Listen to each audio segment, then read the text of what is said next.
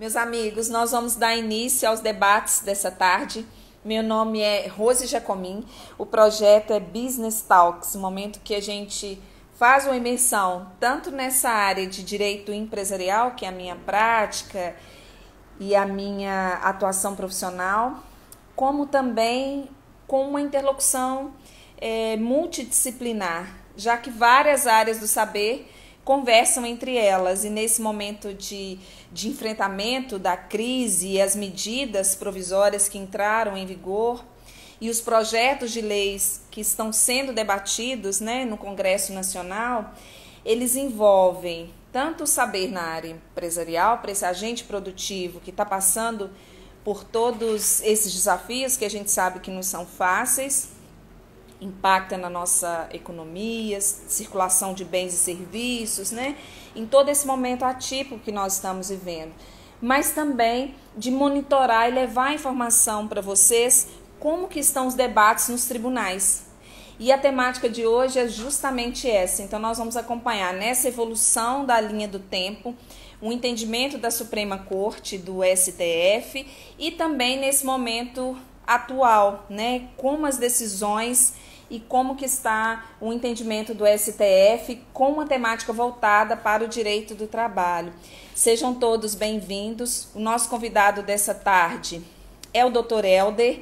Eu vou fazer uma leitura breve da bio do Dr. Helder, da bio reduzida dele. Ele é juiz do trabalho em São Paulo. Ele também se especializou nessa área de direito do trabalho. Para aqueles que estão estudando para a prova de concurso público, acompanha o perfil do professor Helder. Ele foi primeiro colocado na prova objetiva do concurso para a magistratura do trabalho. A gente sabe que é um concurso extremamente concorrido, é o sonho de muitos. Então, ele pode somar também nesse estímulo de vocês aos estudos, A formação dele foi em Viçosa. Ele também já atuou como assessor do Juiz do Trabalho lá em Santa Catarina.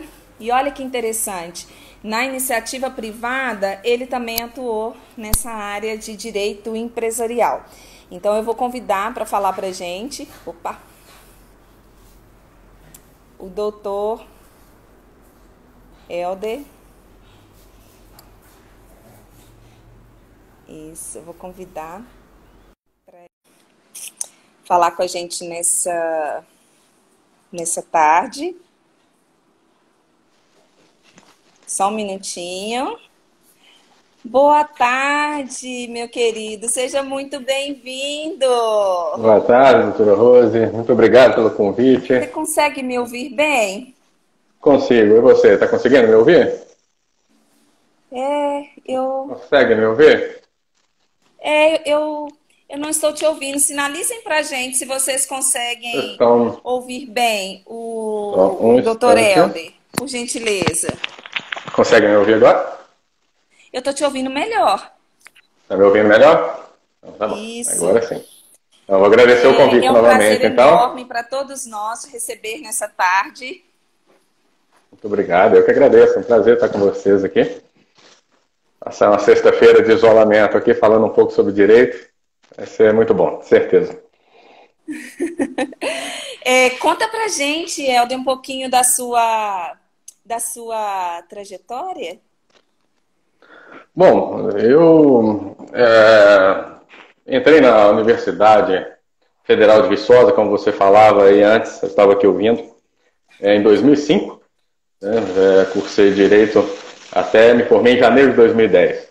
Daí, então, comecei a advogar, voltei para minha cidade natal, que é Ipatinga, Minas Gerais, justamente para atuar como advogado de uma empresa de Brasília, que estava abrindo uma filial em Minas Gerais. Precisava de um advogado, consegui ser contratado por eles, e aí voltei para minha cidade natal e fiquei por cerca de um ano trabalhando nessa área. Até que eu fui aprovado no concurso para analista judiciário em Santa Catarina, e saí de Minas Gerais e fui morar 8 anos no sul do país, no interior. Atuei, então, como na Secretaria da Justiça do Trabalho, até que então tive a oportunidade de ser assessor de juiz do trabalho, também fiquei por 4 anos, como assessor, até que eu obtive aprovação no primeiro concurso nacional para magistratura do trabalho, em 2018, e fui nomeado para atuar na cidade de São Paulo. Hoje eu atuo na 17ª Vara de São Paulo, e onde estou até hoje e pretendo continuar por muito tempo. Incrível, incrível. E antes da gente entrar no tema propriamente dito, para estimular os estudos, porque nesse espaço do Grupo Notório, nós temos vários profissionais que estudam para as carreiras jurídicas, né? Então, para estimular nos estudos, você que foi o primeiro colocado, assim, de técnica de estudos ou de perfil, de continuidade, conta para a gente, em linhas gerais, como que foi essa imersão, Helder? Sim. Para quem vai estudar para concurso, acho que o foco é o fundamental e a perseverança. A primeira coisa é essa. É muito difícil alguém que vai tentar um concurso, inclusive como o da magistratura do trabalho, ou qualquer outra magistratura, ou a carreira de procurador, de Estado, ou essas mais avançadas, tem que ter perseverança. Muito difícil você vai conseguir estudar pouco tempo e passar na primeira oportunidade. Então você vai ter sempre que assimilar as perdas como um aprendizado, né? E ir melhorando aos poucos até que vai chegar o dia, você vai estar preparado, vai conseguir ser aprovado e aí vai poder exercer a carreira que escolheu. Eu escolhi a magistratura do trabalho, mas existem várias outras oportunidades, né? No momento, até por causa dessa situação que estamos vivendo, os concursos estão um pouco parados, mas daqui a pouco voltam. E uma coisa eu digo para todo mundo, não desanime porque não há concursos, porque não há perspectiva. Sempre vai ter a necessidade de servidores públicos, de juízes, de promotores. Então, para que a hora que for a sua, você esteja preparado para fazer. E nós, quando estamos estudando, sempre queremos mais tempo para poder estudar, para nos sentirmos preparados. Agora nós estamos tendo bastante tempo, então vamos aproveitar isso aí. Eu adorei a sua analogia, porque realmente agora a gente tem como administrar melhor o nosso tempo, né? Eu não sei na cidade que você está residindo como que fica o trânsito, mas o nosso deslocamento aqui em Belo Horizonte, ele não é nada simples, né?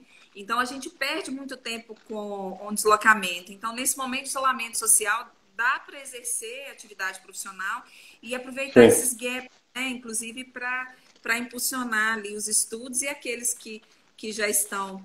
É meio parecido com uma fila, né? Alguns falam isso, né, Helder? Sim, eu costumo usar essa analogia também, da fila. Não é? Que até o momento de maturidade, né? Até o momento do seu concurso, né? E não pode sair da fila, senão volta lá para trás. Não tem jeito. Não pode sair, tem que continuar estudando até passar. Perfeito. Parabéns pela sua bela trajetória, meu amigo. E quanto ao trânsito, eu tô aqui em São Paulo, capital. Então é bem parecido aí com Belo Horizonte, é o pior. Então, estou acostumado. Então, nós ficamos praticamente no final da fila, porque São Paulo, eu acho que é incomparável, né? O trânsito aí, ele é muito, mas muito diferenciado. Então, o deslocamento acaba sendo muito mais intenso do que o nosso por aqui. Então, você sabe exatamente o que é ganhar oportunidade, né? Já que está trabalhando de forma remota. E Helder, da sua experiência, da sua vivência prática, e mesmo nesse momento de imersão nos estudos com a temática de direito do trabalho, vamos iniciar os debates nessa tarde falando um pouco dessa linha do tempo dos entendimentos dos tribunais, principalmente do STF e o direito do trabalho. Sim, vamos começar assim. É um tema de bastante interesse até para o ramo do direito empresarial também, né, que é o ramo que a doutora atua, e que precisa de muita previsibilidade, né? E o que muita gente reclama da justiça, do poder judiciário, é justamente a falta da segurança jurídica. Mas no âmbito do Supremo Tribunal Federal, no que diz respeito ao direito do trabalho, eu tenho observado uma linha segura, uma linha coerente que eles têm adotado, embora alguns não gostem dos posicionamentos nessa área, algumas pessoas mais garantistas não gostem, mas não pode-se dizer que não há coerência. Há uma linha, há uma seta apontando para um determinado norte. E qual é esse norte? O norte que eu entendo, que eu venho verificando, é uma maior liberdade dos atores sociais, do empregado, do empregador, dos sindicatos, para se livrar até um pouco das amarras da legislação, que muitas vezes não consegue acompanhar o ritmo das mudanças, e principalmente numa relação tão dinâmica que é a relação de trabalho, né, que, principalmente com a velocidade da tecnologia hoje em dia, praticamente a todo momento há mudanças na forma de trabalhar. Então, o processo legislativo acaba não acompanhando com a mesma velocidade, com a desejada velocidade, tendo em vista o debate tem que ser muito longo, tem que ter muita convergência política, pelo menos na Câmara, no Senado, também com a Presidência da República. Então, acaba sendo muito demorado. Então, os atores sociais, o empregado, o empregador, os sindicatos, têm mais condições de regulamentarem isso de uma forma mais direta, de forma a evitar conflitos, evitar ações judiciais e acabar melhorando aí mesmo a produção, a produtividade, tanto do empregado como das empresas. Então, eu acho que esse norte tem sido muito claro, e o que não significa que vai se deixar o trabalhador desprotegido. Não existe isso de fazer o direito do trabalho se equiparar ao direito civil, com a real igualdade entre as partes. Isso não existe. O direito do trabalho sempre vai ser um direito que vai proteger um pouco o trabalhador, né? O problema é o limite dessa proteção. Nós podemos fazer uma proteção exacerbada que acaba retraindo muito a livre iniciativa, que é o outro polo importantíssimo para a sociedade, importante até mesmo para que existam os postos de trabalho, né? Então, eu acho que esse norte dessa liberdade está associado no Supremo Tribunal Federal, e eu vou citar daqui a pouco algumas decisões que são paradigmáticas no caso, para tentar compor esses dois valores, né? O trabalho e a livre iniciativa da melhor forma. Não sei se tem alguma pergunta, se eu posso seguir aqui. Nós começamos já com a pergunta, mas eu vou deixar um pouquinho mais para frente, que fala das MPs. Eu vou ouvir um pouco sua exposição de motivos e já nós já vamos responder a pergunta do Paulo. Tá, ok. Então vamos lá. De onde eu estou tirando essa informação de que o Supremo Tribunal Federal tem aumentado aí a liberdade das partes? E o que eu acho disso, né? Tem 3 decisões, pelo menos, aqui para citar, que indicam para essa conclusão. A primeira, que na época foi muito falada, foi a autorização para terceirização em atividades, quaisquer atividades das empresas, né? Então, essa foi uma decisão muito paradigmática, porque há mais de 20 anos o Tribunal Superior do Trabalho vinha dizendo o seguinte: pode terceirizar, mas só em atividade meio. Em atividade fim, não pode. Não é isso? Não era assim? E só que nunca ficou muito claro o que era atividade fim, o que era atividade meio, até porque isso não era definido em lugar nenhum. Então ficava muito a cargo do julgador, e o julgador sempre julga com atraso, porque acontecem os fatos, são celebrados os acordos, e somente quando o empregado é dispensado, lá na frente, ainda tem 2 anos para entrar com a ação, e aí que o julgador vai pegar aquele processo e vai, se for o caso, anular aquilo tudo para trás, gerando um passivo muito grande também para as empresas, obviamente. Mas, então, o que o Supremo Tribunal Federal disse? O valor aqui é a livre iniciativa. A Constituição garante a livre iniciativa. E para ser livre, ela não pode sofrer restrição que não sejam aquelas necessárias para garantir os direitos de outras pessoas. Então, nós temos os direitos dos trabalhadores previstos na Constituição, nós temos os direitos dos trabalhadores previstos na CLT, e tudo isso é garantido para o trabalhador terceirizado. Ele não fica excluído dessa proteção. Então, a livre iniciativa pode incidir, pode, sim, estabelecer a atividade fim como passível de terceirização. Posso contratar uma empresa para prestar serviços para mim naquela área, sem que isso ofenda a dignidade do trabalhador, que, como eu disse, vai ter garantido seus direitos da Constituição e da CLT. Então, ao meu ver, eu achei acertada a decisão, não sei o que a doutora acha a respeito, mas justamente porque garantindo os direitos da Constituição e da CLT ao terceirizado, e a legislação posterior, e também o STF reconheceu a responsabilidade subsidiária do empresário que contrata, ou seja, há um respaldo ao trabalhador. Lógico, sabemos que há muitos problemas que vêm na terceirização, algumas empresas têm capacidade econômica, alguns acidentes de trabalho, em montante superior ao que acontece em outras atividades, mas isso é decorrente das ilegalidades, e isso que tem que ser combatido. Não podemos combater as ilegalidades proibindo a atividade. Seria como eu costumo dizer, para evitar acidentes de trânsito, proíbe o uso de veículo automotor. Isso não faz sentido. Então a gente tem que combater sim as ilegalidades, e a Justiça do Trabalho está atenta a isso, mas sem restringir onde não se deve restringir. Perfeito, perfeito. E você ponderou bem, eu compartilho seu entendimento, eu também acho que foi muito assertivo. E quando a gente busca dos princípios fundamentais, né, e a própria previsão na nossa Carta Maior, que é a Constituição Federal, a livre iniciativa e o escopo mesmo do nosso direito empresarial, eu acho que nasce bem de lá do artigo 170 para cá. Então, se esse agente econômico, se ele é tão importante, que ele circula esses bens e serviços, gera mão de obra qualificada, né, ou mesmo em formato de indústria, e ele também, agora, nesse momento de pandemia, está passando por uma série de desafios, a gente vai conversar sobre isso, né? Por que não estimular também a atividade econômica? Por que não estimular?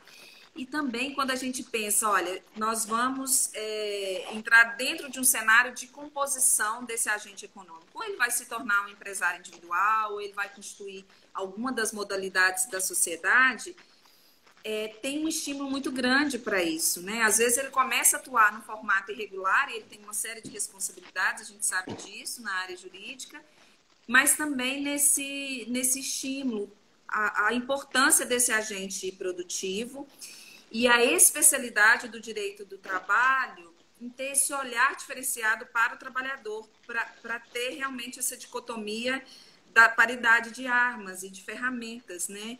Então, eu fico aplaudindo muito a atuação do julgador, porque o julgador, assim como você ocupa esse papel, é muito diferenciado e é muito sensível comparado, por exemplo, a um julgador da justiça comum, né, Helder? Eu não sei se você vivencia isso no dia a dia, na sua prática, mas tem que ter um olhar generoso, porque assim como nós temos excelentes empregadores e excelentes empregados, alguns também utilizam da justiça do trabalho, né, da área trabalhista, para impulsionar ações judiciais e como oportunidade, inclusive, de desviar uma série de condutas, né, para conseguir algum benefício ali de um direito que seria líquido e certo, né? Aí induzem testemunhas, falsificam as provas, enfim, tem um vício ali grande, né? Então, é um desafio muito grande para o julgador. Então, eu vejo isso com uma sensibilidade assim, de se aplaudir.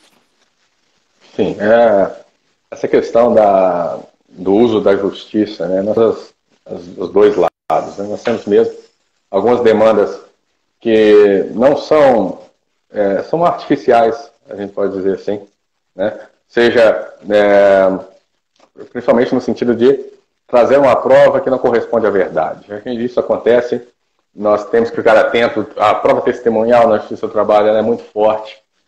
Quase tudo se admite provar com testemunhas, né? Os documentos acabam perdendo um pouco da sua força probante em razão do artigo 9º da CLT, que diz que qualquer documento que vise desvirtuar as relações, a proteção da CLT, ele é considerado nulo de pleno direito. Então, se admite a prova testemunhal para desconstituir praticamente qualquer documento.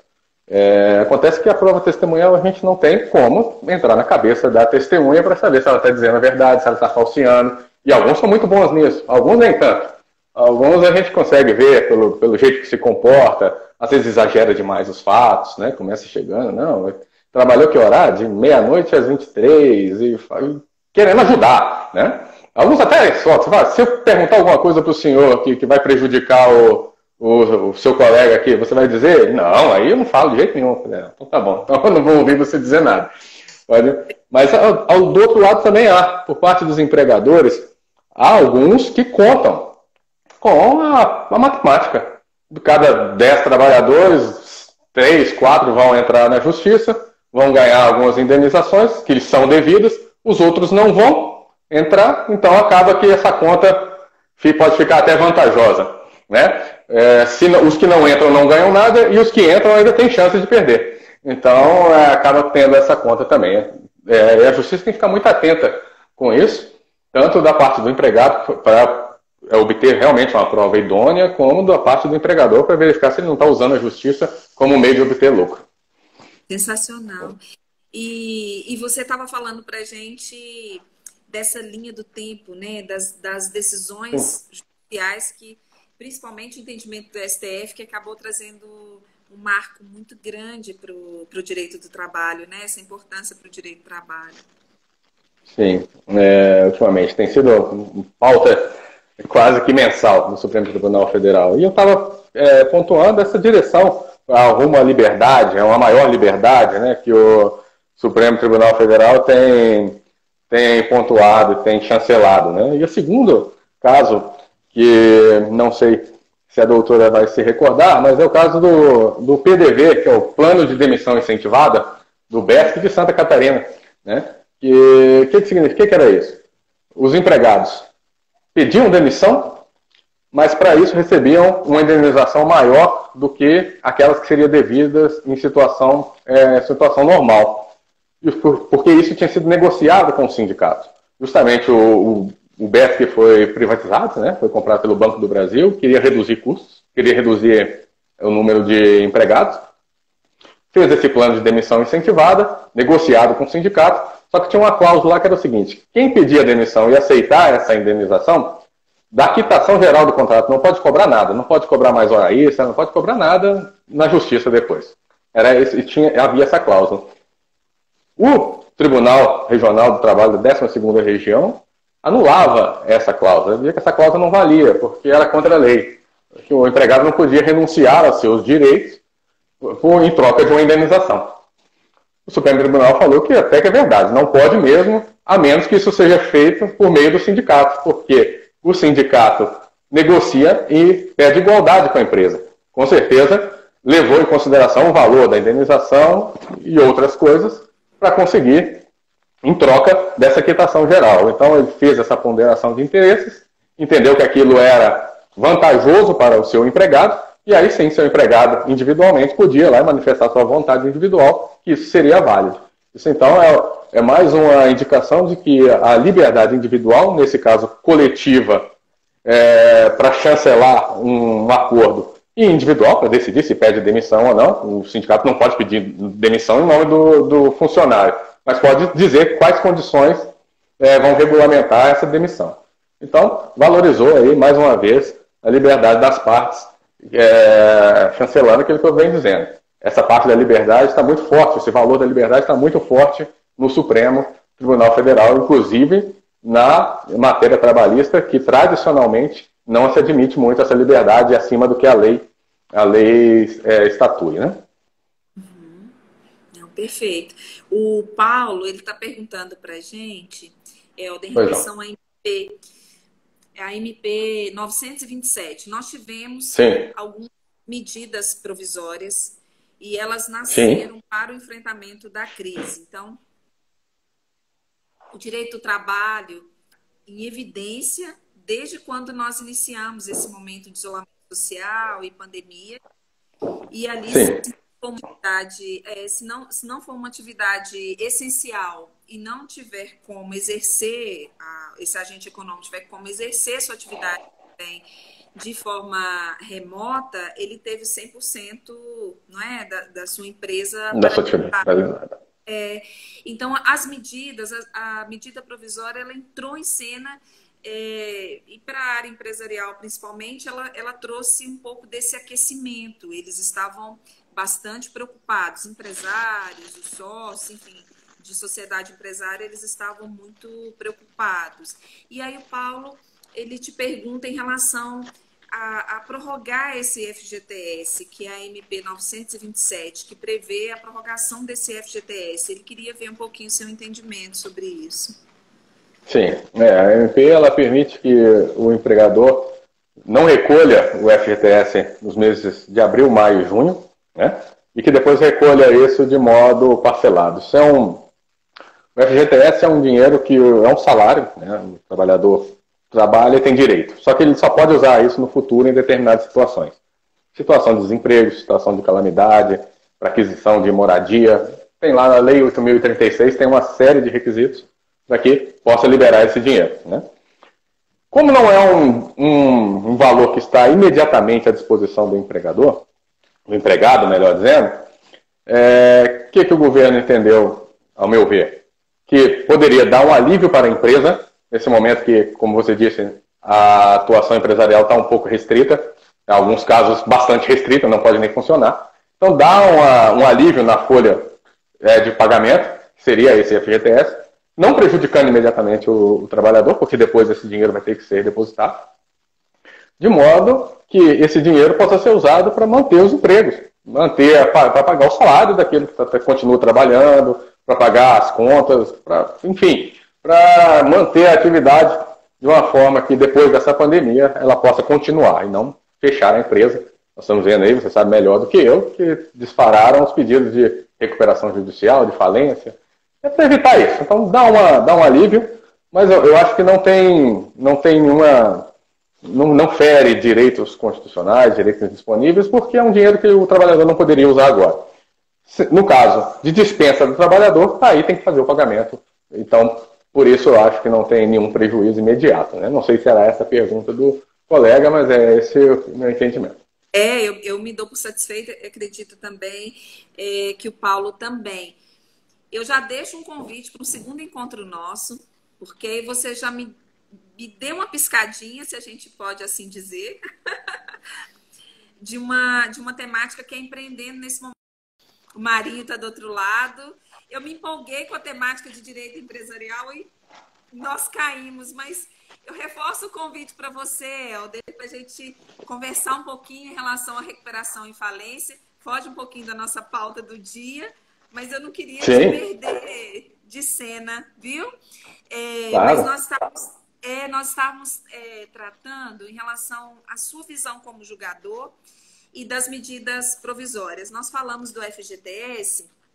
Eu queria ouvir um pouco de você, como que está seu dia a dia, depois que as MPs entraram em cena, e a qualquer momento pode revisitar também determinados julgamentos, ou mesmo legislação que está em vigor. Como que está o seu dia a dia? Está tendo muito contencioso de litigância ou não? Você vê que, de repente, as medidas elas trouxeram um suspiro aí para esses empreendedores? Bom, tá me ouvindo? Eu acho que não testei o microfone ainda. Tá certo. Então, no momento, eu tenho observado que houve, sim, muitas dispensas. Muitas empresas provavelmente fecharam, estão com dificuldade, mas está havendo, sim, muitas dispensas de trabalhadores. Então, nesse primeiro momento, eles acabam pedindo aí um seguro-desemprego, entram na justiça dizendo que foram mandados embora, não receberam nada, quer o seguro-desemprego, quer levantar o FGTS, alguma coisa assim para esse momento mais emergência, né? Receber esse dinheiro que estava lá depositado. Mas vejo, sim, muitas empresas em dificuldade, demitindo seus trabalhadores, tá?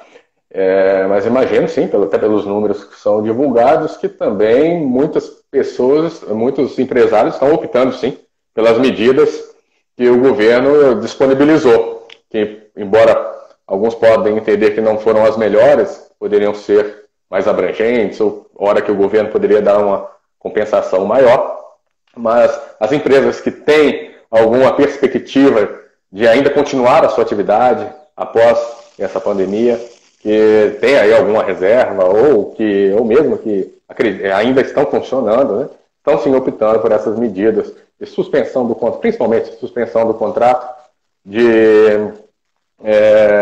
redução da jornada, aquelas empresas que ainda funcionam, mas tiveram uma demanda diminuída, e também a concessão aí de férias coletivas, de férias coletivas e individuais, de modo que a postergar, aguardar mesmo o momento que acabe isso tudo e todo mundo possa voltar a funcionar normalmente, né? Então, eu vejo que estão sendo usadas, sim, muitas medidas, embora não tenham sido suficientes para evitar alguns termos de contrato e o aumento do desemprego aí no país, que já era alto, agora vai aumentar mais um pouquinho.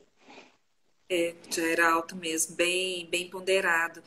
E dessas medidas para o enfrentamento de crise, Helder, pandemia é um fato muito novo para a nossa geração, e acredito também para as duas gerações anteriores, né? Nós nunca vivenciamos isso, mas no nosso ordenamento jurídico também pensar da possibilidade de suspensão de um contrato de trabalho e mesmo assim manter um vínculo, né? E o governo utilizar da contrapartida, de repente, de um benefício, quando a pessoa perdia o vínculo com o empregador, que era o segundo-desemprego, né? Ele caminhar ao lado desse empreendedor também foi algo inovador na nossa área jurídica, né? Sim, foi sim. Foi, porque qual que é o problema aqui, né? É que o risco, nesse caso, embora o empreendedor assuma muitos riscos na sua atividade, né, não possa passar pelo empregado, mas nesse caso as coisas foram meio imprevisíveis, né, foram inevitáveis. Então, o governo, eu vejo com bons olhos essa iniciativa de dar o suporte tanto para o empregado como para o empregador, permitindo essas medidas que são excepcionais na nossa área, algumas medidas suspender o contrato por acordo individual, reduzir jornada e salário, chancelado pelo Supremo Tribunal Federal, por acordo individual, com essa perda salarial que o empregado tem, o governo dar uma compensação, como se tivesse acesso mesmo ao seguro-desemprego, mas ainda mantendo o vínculo. E se numa eventualidade o empregador não conseguisse recuperar, tendo que rescindir aquele contrato, o empregado terá direito ainda ao seguro-desemprego. Então, é uma proteção ampla para o empregado, embora, obviamente, sempre pode ser maior, mas a gente tem que pensar naquilo que é possível, né? Aquilo que é possível. E não só o que é possível financeiro e monetariamente, inclusive, a nossa... como aquilo que é possível... Pois é. Tá como o nosso marco do nosso debate é essa sensatez, né? Do que é possível, né, Helder? Sim, sim. Continuando o seu entendimento, eu vou ficar atenta ao nosso horário, claro.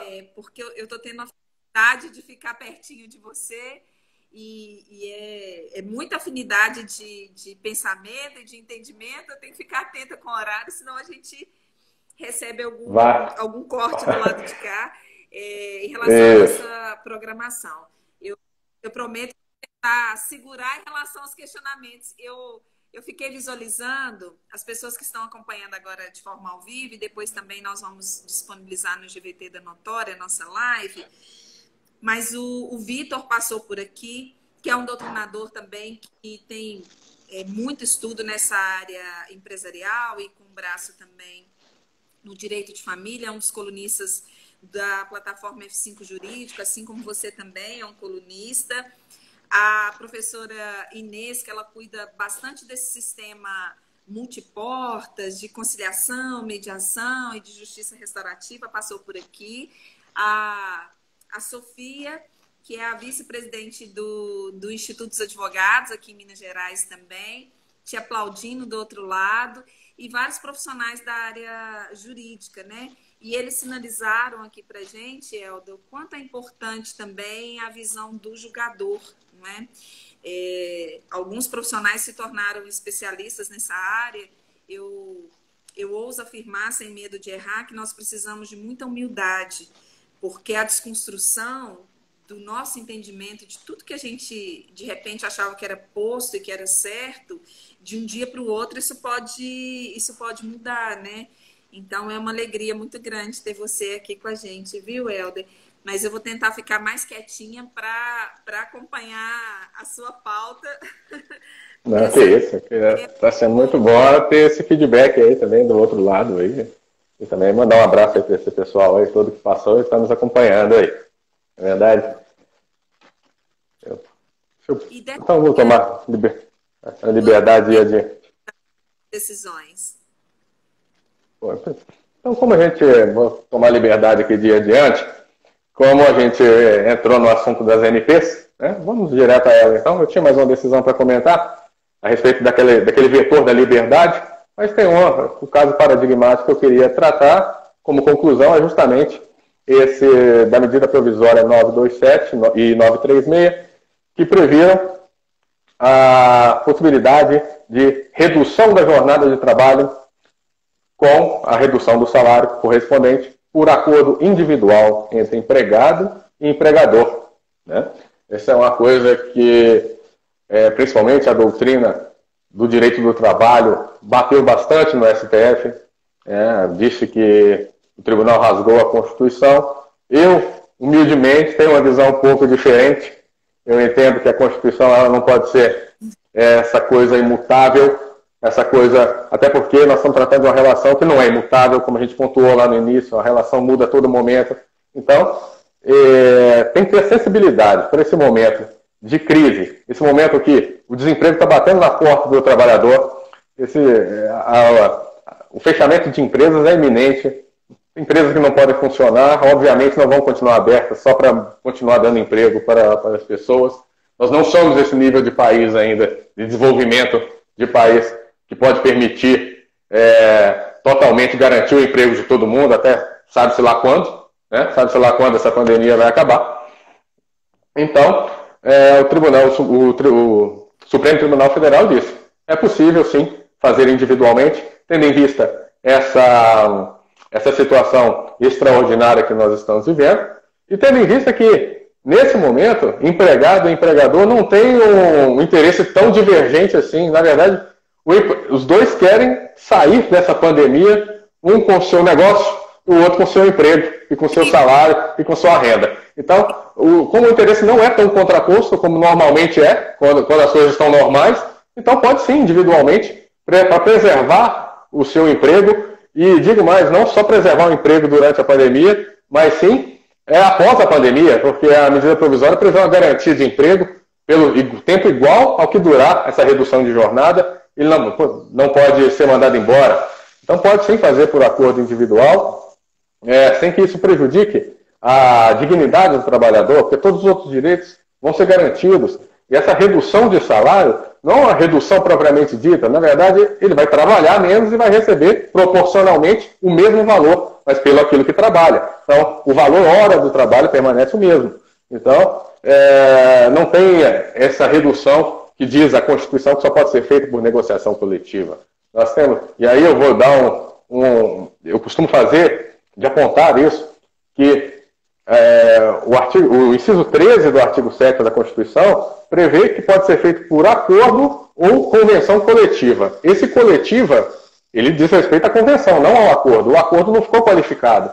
Então, se for fazer uma interpretação literal da Constituição, o Supremo acertou. Porque o acordo pode ser, como não estava dizendo que é coletivo, ele pode ser individual ou coletivo. Não tem problema.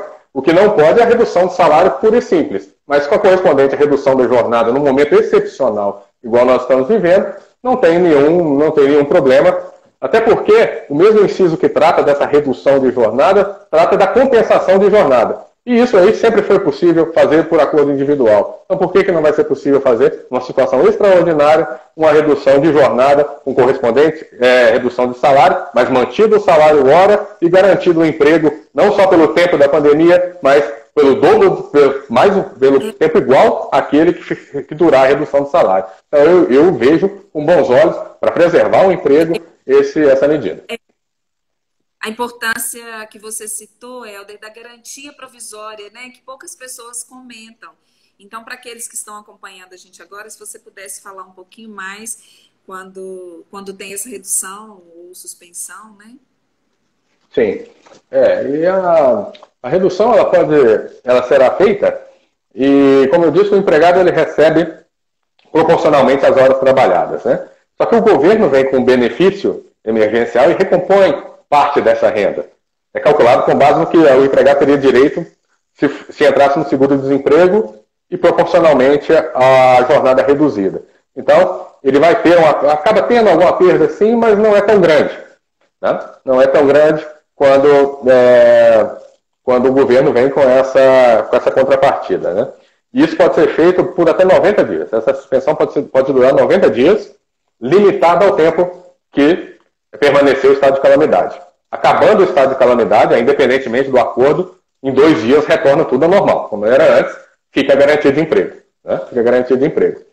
Mas uma outra alternativa que pode ser tomada pelo empresário, o empresário que não tem agora demanda, que não precisa, às vezes nem está podendo funcionar, é suspender o contrato do seu empregado por até 60 dias. Né? E também por acordo individual. Ele suspende o contrato, o empregado fica em casa, não pode prestar serviço de nenhuma maneira, nem online, nem nada, e recebe o 100% do benefício emergencial, que seria o que ele teria direito se ficasse desempregado. Tudo isso para evitar a dispensa e garantindo também essa suspensão só por 60 dias. Quando voltar a acabar o estado de calamidade, ele tem 60 dias de garantia de emprego também. Né? Tudo isso pode ser feito por acordo individual, a menos que se trate tem uma faixa salarial ali que precisa ser feita por negociação coletiva. Tá? É uma faixa salarial de pessoas que ganham acima de R$ 3.200 mais ou menos. Isso tem que ser feito por negociação coletiva, porque entendo que o legislador achou que a redução seria muito grande.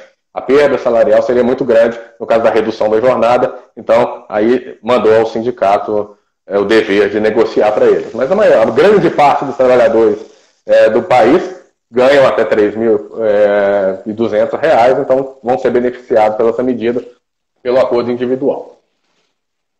Perfeito. E como considerações finais para a gente fechar os debates dessa tarde, como que você vê as perspectivas daqui para frente na área trabalhista? Você acha que ainda tem um ou outro projeto de lei que pode impactar do que nós já temos hoje, revisitar alguns direitos que seriam direitos adquiridos e a gente, de repente, não tinha pensado neles ainda? Como que está esses bastidores no seu entendimento? E antes do encerramento também, a gente queria muito te ouvir como magistrado que dos estudos que você faz, como que está também a sua percepção como indivíduo, né, nesse momento de isolamento social? Sim. A respeito do nosso panorama, só eu queria pedir licença aqui, que eu vi que uma pessoa aqui tratou das férias coletivas como meio de enfrentar também essa crise, tá? Às vezes está vivendo essa condição, né? Mas, como eu disse, o governo permitiu-se fazer tudo aquilo que seja necessário para postergar um pouco a atividade empresarial, de modo que quando isso retornar, ele possa retornar à normalidade o mais rápido possível. Né? E as férias as férias são uma dessas medidas. Né? O empregador pode conceder as férias antecipadamente, sem precisar avisar com 30 dias de antecedência, ele pode avisar com 2 dias de antecedência. Ele pode dar férias coletivas para os seus funcionários, e aí é tudo para todo mundo, sem precisar também daquela negociação, daquela comunicação ao sindicato, prazo de antecedência, nada disso. E pode ainda antecipar, isso é interessante, porque isso só pode ser feito por acordo, não pode ser feito unilateralmente, antecipar férias futuras. As férias que ainda nem estão adquiridas pelo empregado, ele pode já trazer para gozar agora e o ano que vem, quando acabar essa pandemia, vai trabalhar o ano inteiro sem ter férias, mas como compensação aí por esse tempo em que ele ficou descansando. Obviamente não é um descanso adequado, todo mundo prefere umas férias quando pode usufruir melhor, né? Mas a situação é excepcional, acho que todo mundo tem que dar aí a sua contribuição. Então pode sim, e pode seguir uma da outra, tá? Pode dar primeiro férias individuais, ainda não foi suficiente, dar as férias coletivas, não foi suficiente, pode antecipar férias, e se depois de tudo isso ainda persistir o estado de calamidade, pode suspender o contrato ou reduzir a jornada até que tudo isso acabe. E como eu estou vendo, como indivíduo, uma coisa que a gente Vitor, percebe...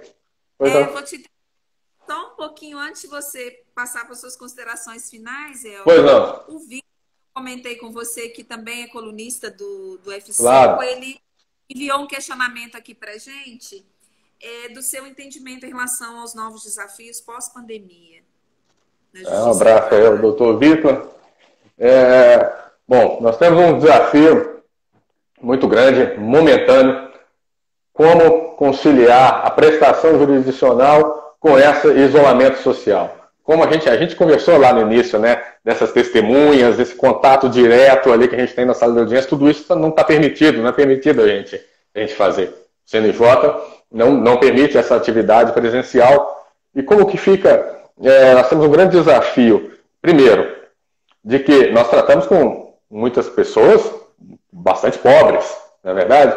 Que às vezes esse canal que nós estamos tendo aqui agora para conversar não lhes é comum, né? Uma internet banda larga, um celular, para ter acesso à internet e fazendo essas audiências virtuais, que nós temos as audiências virtuais, mas não é todo mundo que pode participar, e às vezes vira um empecilho para a justiça chegar justamente naquele que mais precisa nesse momento, que é aquele trabalhador mais pobre, aquele que precisa com mais urgência da prestação jurisdicional. E isso tem sido uma grande dificuldade de se conciliar. Eu mesmo já marquei audiências e eu marcava audiência e o próprio advogado do empregado peticionava dizendo para não marcar audiência porque ele não tem como, não tem acesso, ele não tem a câmera, não tem um notebook com a câmera, um celular com a câmera para participar da videoconferência.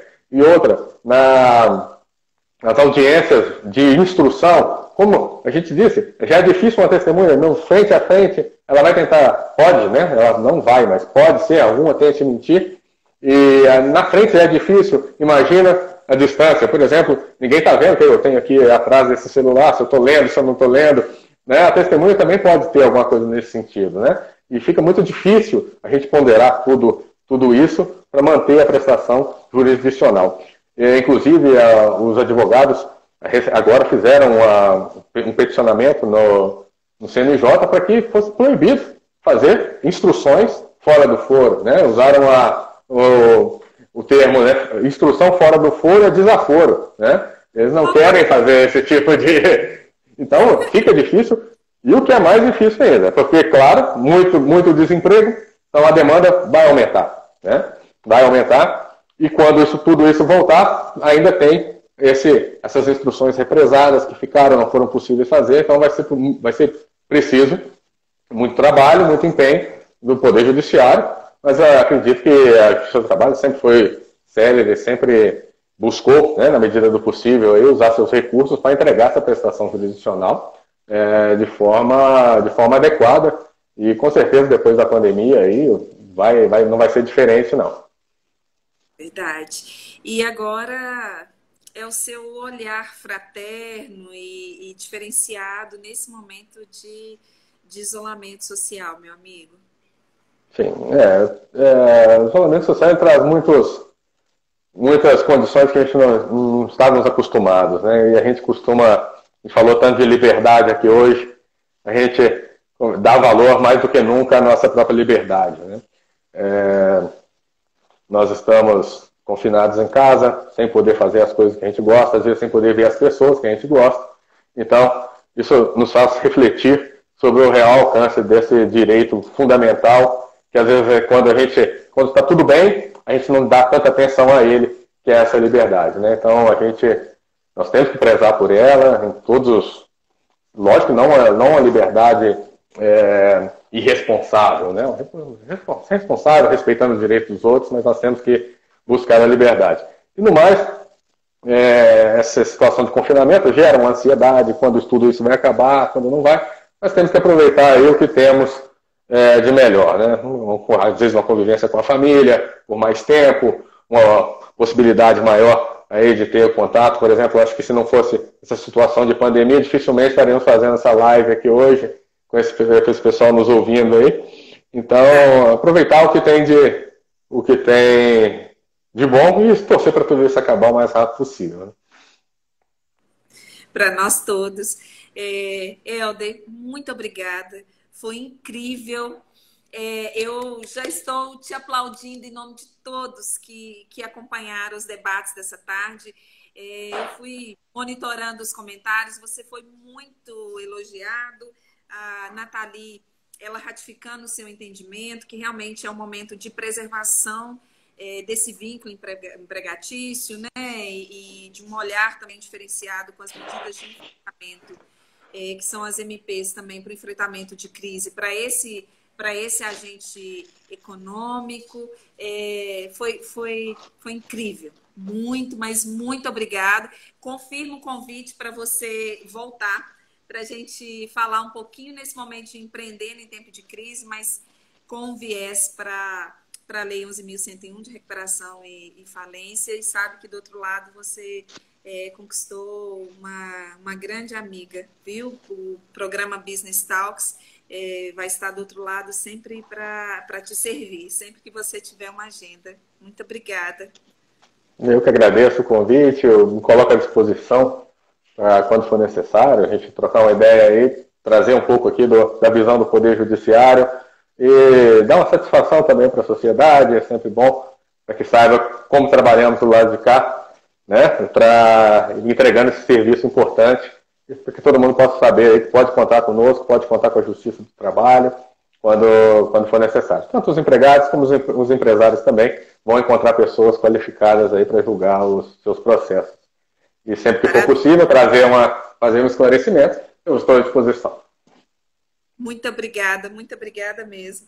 Parabéns, muito obrigada, e eu agradeço muito a nossa audiência e integração.